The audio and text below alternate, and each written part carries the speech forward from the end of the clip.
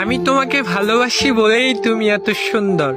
পৃথিবীতে কত মানুষই তো আছে, একটাবার কি ভেবে দেখেছো পৃথিবীতে এত মানুষ থাকতে কেন আমি তোমার প্রেমেই পড়লাম? কেন আমার তোমারই চাইতে হইল? কারণ আমার চোখে দেখা তুমি পৃথিবীর শ্রেষ্ঠতম সুন্দর মানুষ।